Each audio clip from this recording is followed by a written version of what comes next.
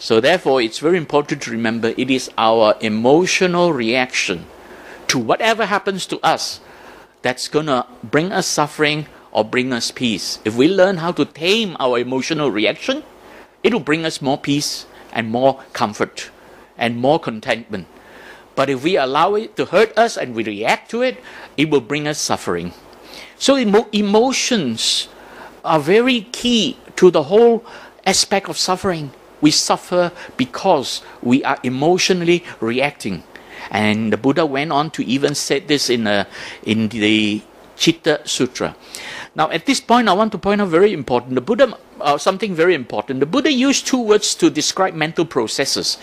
Citta to mean the emotional mind, and Mano to mean the thinking mind, the conscious thinking, rational mind. But unfortunately, whenever these two words appear, many translators simply translate it as mind, without separating whether the Buddha was talking about emotions or the Buddha was talking about the cognition, the thinking. So here, in this particular sutra, the Buddha was really talking about emotions. And this is a translation from my teacher, Venerable Dr. Punaji. He says, emotions dominate the world.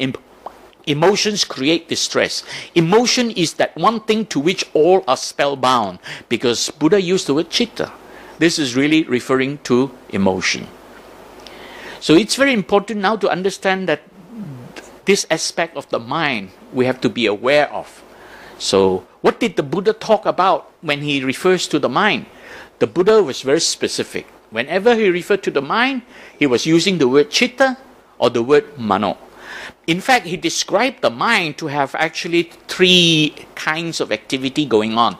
But there are two processes, right? Two things that lead to thoughts, and that is either we have emotional mind where thoughts are arising, or we have a conscious rational mind where we are creating the thoughts. We are conscious of the thoughts. So the Buddha described the mind as an activity.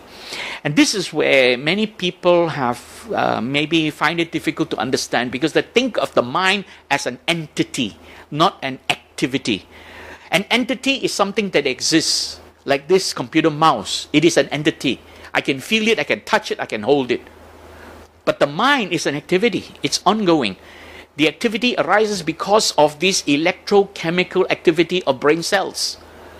So electrochemical activity of brain cells is all activity, and it is this activity that leads to the state of consciousness called mind. Therefore, the mind doesn't exist. You cannot take the mind and say, this is the mind. And this is also quite common when we ask a lot of people, where is your mind? And most people point up there. But that is not the mind, that is your brain. The activity of the brain gives rise to what we call mind. So mind is really an activity, and the only way we can observe, we can know there is an activity is experiencing it. And that is the mental experience we're having. So the Buddha pointed out that mind as an activity of the body, there are three parts of this mental experience. The Buddha didn't say it's the brain. It's basically, it's about activity of the body, because mental activity is not just confined 100% to the brain. There is also the central nervous system, the spinal cord, and our sense organs. All these are in the peripheral nervous system.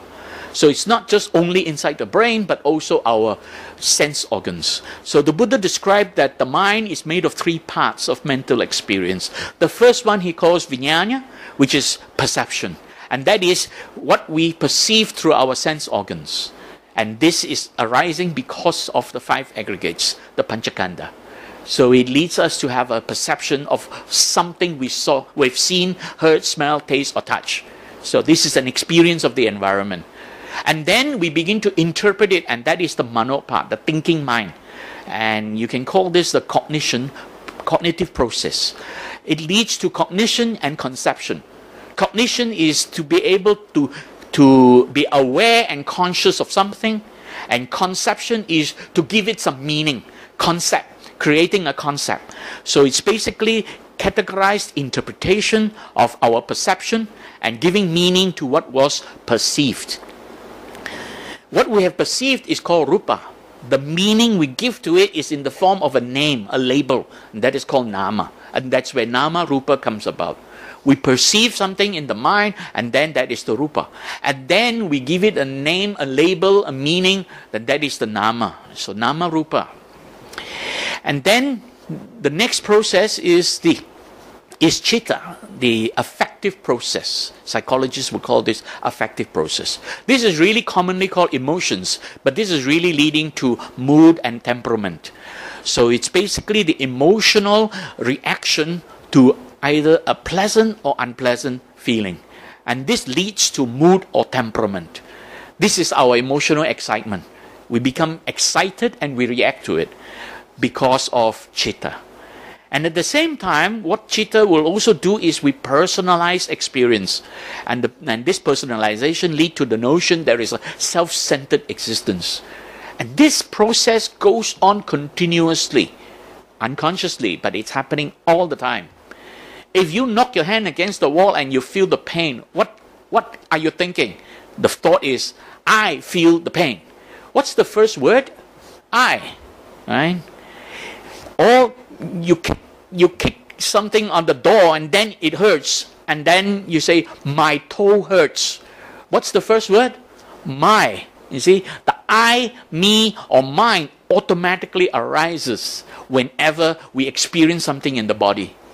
And because of that, we begin to personalize this body and think that this body is me. I am this body. Right?